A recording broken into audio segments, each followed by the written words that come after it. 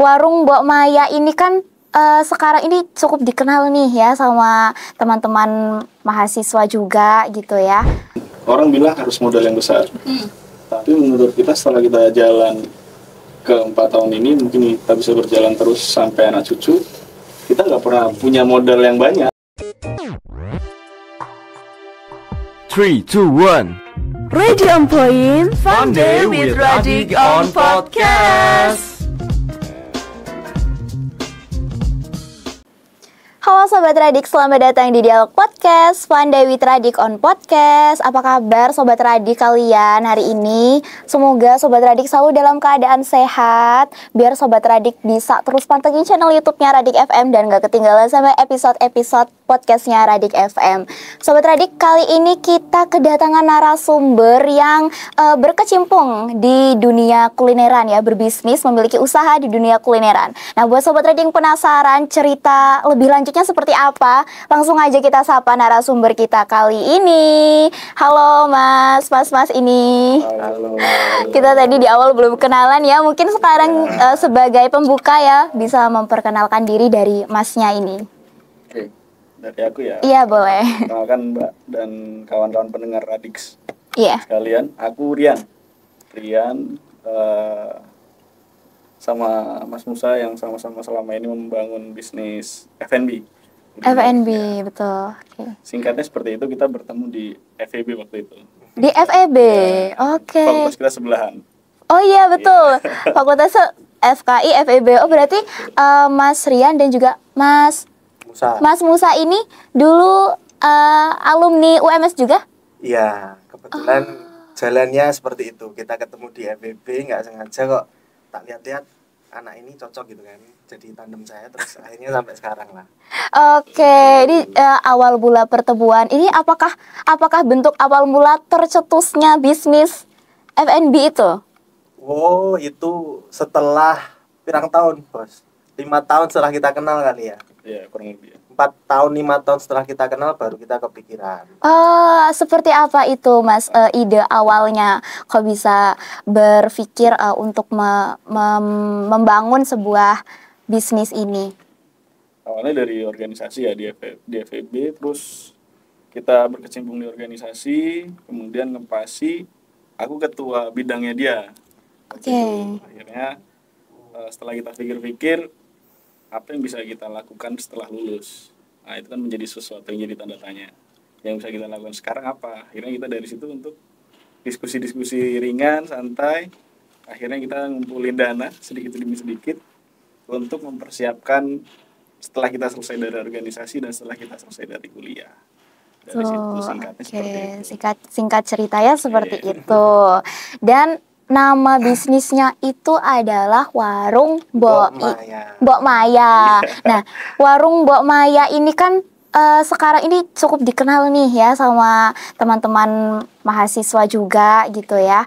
Awal mulanya kenapa bisa terfikirkan untuk memberi nama bisnis Warung Mbok Maya begitu? Jadi sedikit packaging di situ ya. Jadi kan kalau di luar sana itu penamaan brandnya itu Betul. kan karena apa ya?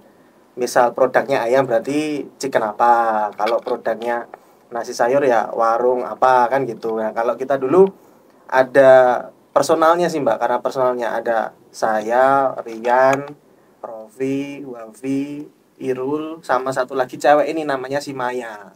Nah dulu 5 orang ini kita ini saling berebut untuk pakai nama dari ide kita. Ada yang namanya A, B, C dan lain sebagainya, sampai akhirnya aku sama Rian mutusi wis daripada kelamaan karena Maya satu-satunya cewek, wis lah pakai Mbok Maya wae. Warung Mbok Maya akhirnya menggunakan nama dari si Maya itu. Mbak Maya itu ya. Oke, sampai sekarang. Dan kebetulan kan kita ini kan sering live in ya, maksudnya main ke rumahnya si Maya, ketemu sama mbahnya Maya. Nah, mbahnya Maya inilah yang awal mula ngajari kita masak dan lain sebagainya. apa ya istilah kata, jadi embok-embokannya kita lah, jadi Mentor ya? mentornya jadi kita mentornya, lah. oke. Gitu akhirnya kalau Mbah Maya kok kelihatannya Terlalu too tua. old gitu loh. Betul, Generasi kita betul, yang betul. apa Gen Z ini kan kayaknya too old, akhirnya ya Mbak Maya, Mbok Maya aja. Akhirnya terfikirkan ini karena ada salah satu dari mas-masnya ini, ada salah satu mbak yang bernama Maya. Mbak Maya. Akhirnya oke, pakai nama Maya, dan akhirnya sering main ke rumahnya, gitu. bertemu dengan mbahnya begitu ya gitu. Jadi akhirnya Mbok Maya gitu. Oke. Cukup menarik lah Mbak ya, karena asal usul penamaan sebuah brand itu kan memang sangat disesuaikan. Tapi kali ini cukup menarik ya. Jadi kayak ada alurnya gitu sampai akhirnya tercetuslah nama Warung Mbok Maya. Oke. Kalau di warung nih, di Warung Mbok Maya sendiri ini apakah hanya berjualan di warung saja atau bisa melayani catering atau yang sebagainya gitu, Mas? Bisa. Jadi Mbok Maya kan sampai sekarang ini berarti kita ini berapa? Ketiga ya?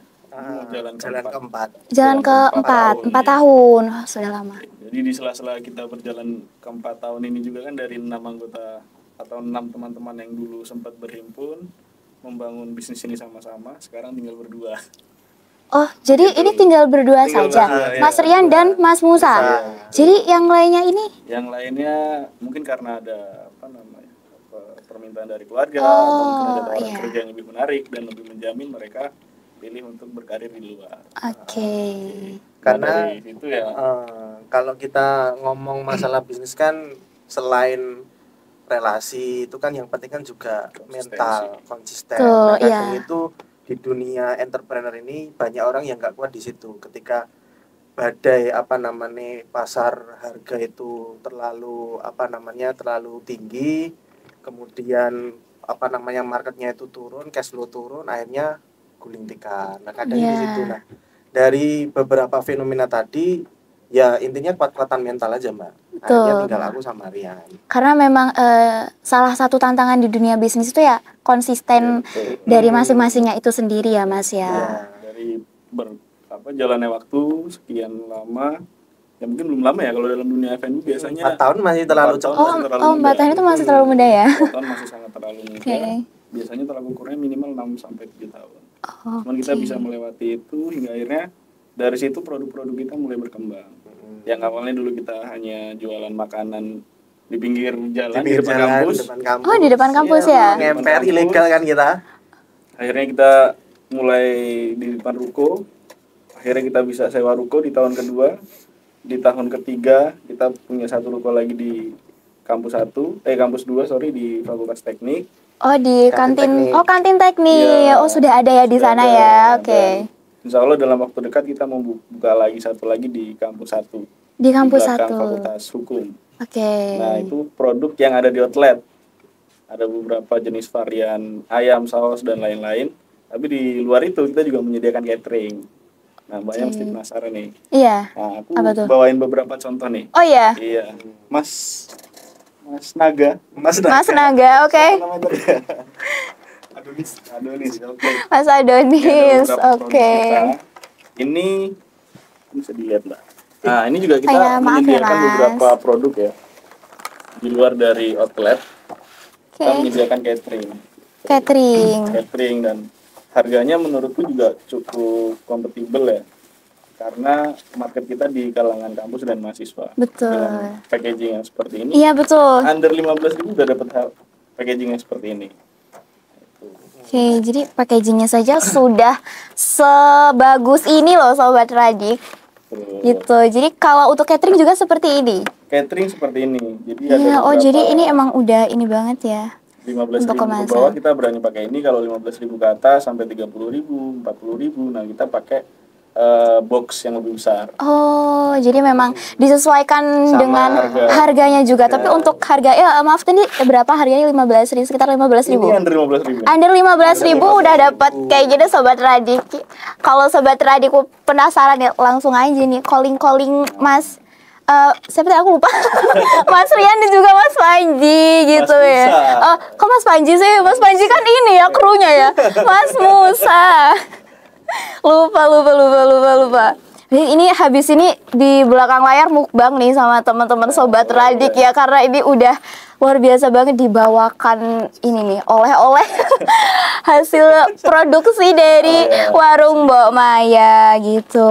Oke. Tapi di luar itu kita juga lagi ngembangin satu bisnis baru juga. Tapi ini di luar F&B ya, Mbak. Oh, di luar F&B. Apa itu kalau boleh tahu? Kita lagi ngarah ke konveksi. Konveksi. Ya, kita lagi sedang membangun brand di konveksi. Namanya juga hampir sama. Apa, Mas? Namanya MY. MYE. EMYE. EM itu kan pronunciation dari huruf M. Iya. YE itu kan dari Y. Iya. MY kan kalau disingkat Maya. Masih mirip-mirip ya, masih mirip-mirip Bahkan namanya. kalau mungkin tahun-tahun ke depan kita ada opportunities buat biru umroh atau biru haji plus, namanya tetap Maya Umroh. Maya Umroh. Nanti kalau ada ide-ide lagi nanti pakai Maya gitu ya. Sama Maya. Iya. Gitu. Karena balik lagi peluangnya itu kan soal brandnya kita udah ada. Betul. Jadi mau bagaimanapun ya Maya ini harus tetap ada. Oke. Terus untuk apa ya? Ini salah satu menunya, ini apa ini tadi? Kalau boleh tahu. Ini Dibuka aja, Mbak. Oh ya, boleh. biar nggak penasaran. Maaf ya. Yang nggak penasaran. Nggak tahu nih tadi ini dibawain apa nih. Oh ya, ini buat Sobat Radik nih kalau penasaran. Aku coba bukain ya. Ini dibawain. Oh, ini ayam apa ini? Saus. Sobat Radik. Wow. Ini takut tiba-tiba jadi food vlogger nih. Atau kita ini aja ya, mukbang aja ya di sini. Ini punya aku telur Pontianak. Nih Sobat Radik, ini ayam. Nih kalau untuk varian ayam itu ada berapa, Mas? Kalau boleh tahu. Kalau dulu itu kita cuman ayam goreng sama ayam bakar. Oke. Kalau sekarang kita mulai ngarah ke fried chicken. Jadi ayam crispy pakai beberapa varian saus. Ada saus signaturenya kita, itu ada saus WMM namanya. WMM. Terus ada lada hitam, ada saus tiram, kemudian ada spicy barbecue yang baru rilis beberapa bulan terus viral Oh, se-awareness iya. saya. Bahkan Langsung viral ya. Pak Prabowo Keren. presiden kita itu telepon minta dibawakan ke istana. Oh, iya. Gitu. Terus sama satu lagi ini pasangannya si Spicy ini ayam mentai. Ayam mentai. Itu juga kan, favorit tuh ayam luar-luar kan mentai. ayam mentai pakai dimsum. Iya. Kita pakai ayam. sama nasi. Oke. Sama satu lagi varian lalapan, terus ada ayam crispy kayak gitu. Kalau selain ayam ada apa lagi nih? Untuk menu-menunya. Kalau di catering banyak, Mbak. Jadi Banyak kalau ya. catering kan lebih bervariatif. Dan Tuh. juga marketnya nggak cuma mahasiswa. Jadi ada banyak olahan ikan. Jadi jenis-jenis ikan kita masuk dalam daftar list menu. Kemudian juga daging. Jadi banyak variannya, sangat banyak. Kita juga malah nggak hafal, aku sendiri nggak hafal. karena ini sudah banyak sekali ya. Udah banyak 30 menu-menu. itu ada itu. Lebih malah Lebih, 30 lebih. menu. Ini kalau sebagai aku yang jadi ini ya, aduh bingung nih semuanya pesan gitu karena semua. sudah banyak juga ya menunya, bukan hanya ayam saja kalau tidak salah ya. Tuh, oke. Kalau untuk kisaran harganya antara yang dibeli di warung sama yang catering itu apakah berbeda atau Berbeda ya. Berbeda. Kalau di catering itu karena market kita lebih luas dan juga kita nggak bisa mengidentifikasi market secara spesifik seperti di kampus. Jadi kita masang harga di di minimal 10.000 minimal sampai ke sekitar 40.000. Tapi kalau di kampus kita nggak bisa dengan harga yang sama. Harganya berapa kalau di? Ya kalau di kampus ini ya range 10.000, 12, 13, 14. Jadi nggak sampai 30.000 Nggak ya. sampai. Jadi under ya, under bener-bener 20.000. under 20.000. Ayam spicy mentai itu aja kalau digabung ya itu 2 varian saus itu cuma 17.000. Sudah sama minum. Sudah sama minum ya, sudah satu paket. Sudah satu paket. Itu sangat harga kantong mahasiswa sekali ya. Itu kalau Sangat nambah mahasiswa. 1.000 lagi 18.000 disuapin sama yang Yang jual. masakin. Oh ya, siapa nih yang masak ini? Ada. Jangan-jangan disuapin sama ownernya. Boleh. Aduh. Bisa jadi. Oh, bisa jadi ya, bisa jadi. Oke. Pernah nggak sih Mas kayak selama menjalankan usaha ini tuh mendapatkan pesanan catering yang benar-benar dalam jumlah besar yang mungkin sempat membuat kewalahan gitu? Ya kalau sejauh ini sih, kalau tahun kemarin ya kita bicara tahun kemarin aja. Dari Januari sampai Desember itu total kita 12.000 box. 12.000 box. 12.000 box. Untuk kuartal kedua berarti bulan Juni sampai Agustus itu total 8.000 box gitu.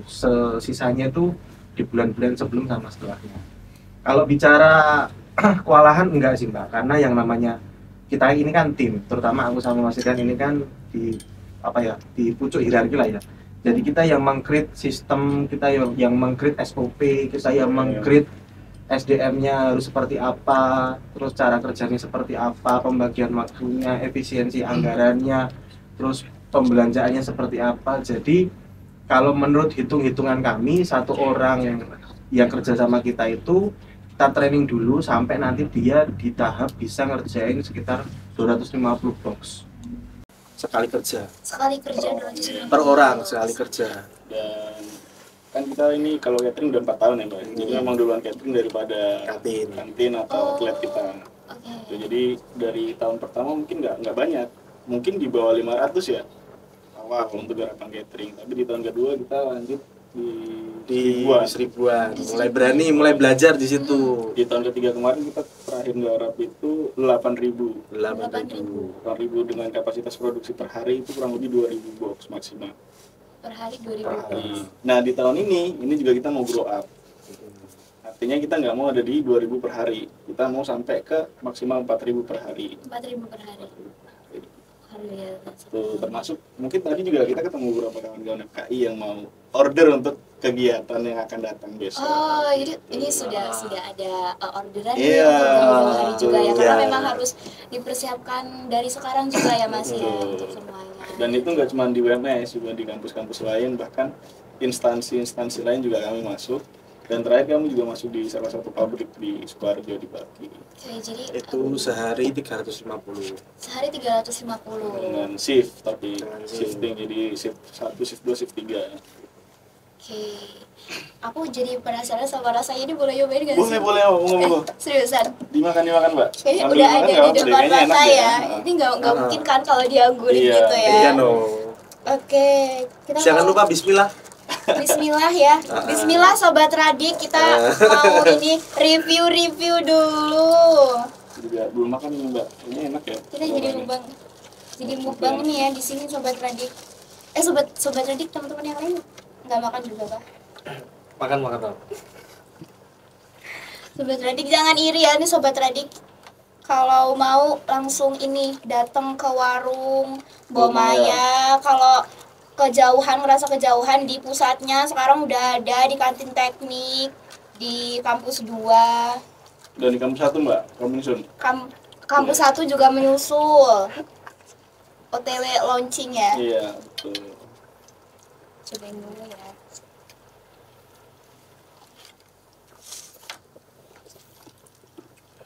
Cespleng gitu. Gimana Mbak Langsung rasanya? ngah. Ini ayamnya juicy banget jujur nih. Juicy banget. Aku jadi ini loh, jadi apa namanya? Jadi ini ya, food blogger nih tiba-tiba. Gak apa-apa ya Sobat Radik ya. Karena yang diundang orang yang punya bisnis makanan Iya. ya. karena emang udah menyesuaikan juga gitu. Aku udah nyobain satu suapan tadi, nanti lagi deh. Kita mau lanjut ngobrol dulu. Boleh. Selama mengembangkan bisnis nih, Mas, apa sih strategi yang benar-benar Mas Rian dan juga Mas Musa ini gunakan untuk benar-benar mengembangkan bisnis sampai sekarang itu udah banyak dikenal sama teman-teman mahasiswa gitu, sama masyarakat luas. Jadi kita karena waktu terbatas ya, kita mau menyampaikan minimal 3 hal ya. 3 hal. Nah, yang pertama memang dari historis kita, kemudian juga dari branding, karena kita dulu anak organisasi juga kan pasti bergaul dengan banyak orang, banyak pihak. Kemudian dari situlah menurut kita itu juga jadi opportunity, sebuah peluang. Yang selanjutnya adalah kita nggak pernah tahu nih setelah kita lulus dari kuliah kita mau jadi apa, kita nggak pernah tahu. Nah dari situlah kita coba inisiasi untuk yuk kita cari tahu dari sekarang. Akhirnya kita tadi tuh berhimpun mengumpulkan dana meskipun tidak banyak. Akhirnya dari situ. Nah dari situ kita punya teman-teman yang banyak di kampus bahkan di luar kampus, itu bisa jadi target market kita. Nah itu jadi salah satu historis sejarah singkat sekaligus sebuah peluang. Dan dari masing-masing kita juga punya branding, personality. Jadi dari situ juga aku juga dulu organisasi di dalam kampus bahkan di luar kampus mahasiswa juga demikian. Kalau ngomongin strategi itu kan secara simpelnya itu kan dari mulut ke mulut ya, semua orang juga tahu itu salah satu strategi. Tapi balik lagi karena kami ini FEB, lebih-lebih saya manajemen dan konsentrasinya di pemasaran, akhirnya saya banyak mengulik soal strategi pemasaran. Yang paling simpel dan sejauh ini kita terapkan adalah kita pakai strategi marketing mix sama 4P. Marketing mix itu kan banyak macamnya. Ada yang 4P, 7P dan sekian. Nah, kita pakainya 4P aja gampangnya. Ada price, product, place sama promosi. Nah, dari 4 poin ini kita belajar dulu selama sekian semester di bangku perkuliahan, kita belajar, kita ngulik di luar sampai akhirnya kita punya wadah untuk aplikasinya, untuk main-main sama 4 poin ini kan di Mbok Maya. Akhirnya dari situ kita masukkan satu unsur lagi yaitu pisau analisis, Mbak. Namanya kan kita pakainya SWOT. Dari SWOT kemudian di mix dengan marketing mix tadi, akhirnya menghasilkan beberapa strategi kalau menurut Tatang Sutarman ya. Tokoh itu kan, menurut tokoh itu menghasilkan beberapa strategi. Nah, strategi itu yang kita pakai. Yang pertama, gimana kita memperkuat internal, bagaimana branding kita di eksternal, bagaimana pola komunikasi kita, bagaimana kita menganalisis ancaman dan mengeliminasi ancaman itu seperti apa. Akhirnya dari hal-hal yang sifatnya teoritik tadi ditambah dengan pengalaman kita di organisasi, saya sama Mas Rian, kemudian juga ditambah dengan apa yang sudah disampaikan Mas Rian tadi, itulah jadi sebuah visi ya, jadi sebuah main strategic of Mbok Maya. Bahkan kita sudah bisa nyusun sampai 2045 gitu kan. Oh Jawa. Karena kita mau menyongsong UMS emas 2045 ya. Gitu kan. Ini bukan Indonesia Mas, bukan. UMS emas. Mungkin WMM emas 2045 ya, biar kayak negara Indonesia. Nah, tapi dari situ uniknya dari historis, dari personality, dari brand kita masing-masing, kemudian dari bangku kuliah sehingga menjadi sebuah produk, sebuah makanan, sebuah hidangan, dan dari situ juga kita mulai berkembang. Artinya kita nggak jualan, kita nggak cuma jualan makanan, tapi kita berbisnis. Berbisnis kan bukan hanya tentang produk, tapi tentang mindset. Nah jadi kita punya 4 tahun itu harus ngapain, 8 tahun itu harus ngapain, sampai 10 tahun itu kita harus sudah sampai mana. Nah itu yang penting. Itu sih salah satu hal ya, sekaligus rancangan jangka panjang kita dalam memulai bisnis F&B ini. Begitu. Jadi ini merupakan satu ilmu ya Sobat Radik ya. Mungkin untuk Sobat Radik yang berpikir untuk berbisnis seperti Mas Musa dan juga Mas Rian gitu ya. Tadi Mas Rian dan juga Mas Musa menjelaskan sedikit strategi dari usaha Mas Rian dan juga Mas Musa gitu. Ini bisa menjadi informasi untuk Sobat Radik juga ya gitu. Untuk yang terakhir Mas ya, karena kita juga sudah berada di akhir waktu gitu ya. Ini padahal seru banget loh jujur kalau ngomongin tentang bisnis gini ya. Apakah ada pesan untuk teman-teman mahasiswa, untuk teman-teman Sobat Radik di luar sana yang memang memiliki ketertarikan sama seperti Mas Musa dan Mas Rian untuk berbisnis F&B seperti ini?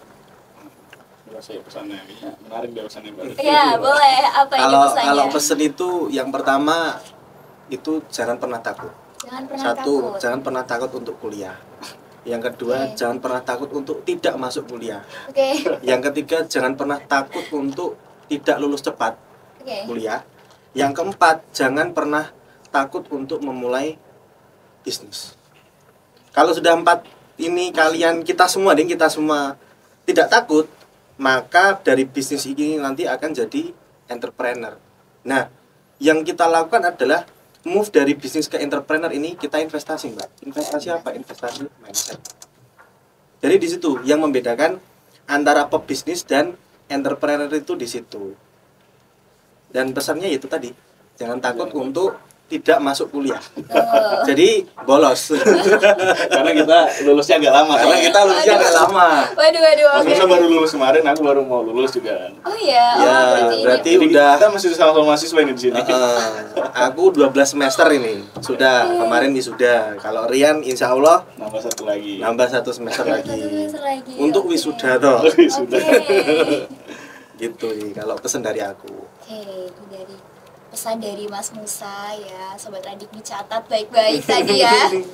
Untuk Mas Rian sendiri apa pesannya? Mungkin hampir sama ya Mbak ya. Jadi apa namanya, untuk kita memulai bisnis itu bukan orang bilang harus modal yang besar.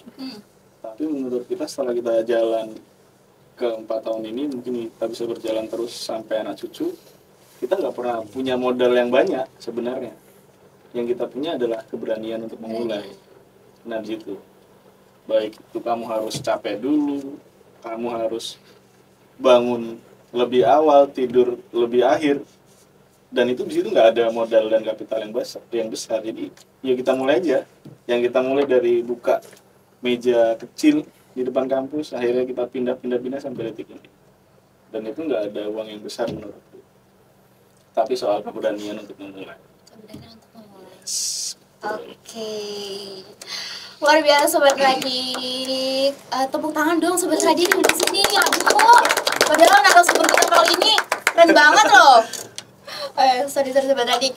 Ternyata udah di akhir obrolan ya Sobat Radik. Kita ucapkan terima kasih banyak dulu kepada narasumber kita kali ini, Mas Ria dan juga Mas Musa sudah Thank you. menyempatkan hadir untuk berbagi pengalaman Yeah. bersama kami teman-teman Radik FM gitu. Sukses terus Mas Musa dan Amin. Mas Rian gitu ya. Sobat Radik, terima kasih banyak sudah stay tune terus di podcastnya Radik FM. Terus jangan lupa Sobat Radik untuk subscribe, terus aktifin notifikasi supaya kalian gak ketinggalan sama episode-episode serunya dari podcast Radik FM. See you di episode selanjutnya Sobat Radik. Terima kasih. Thank you.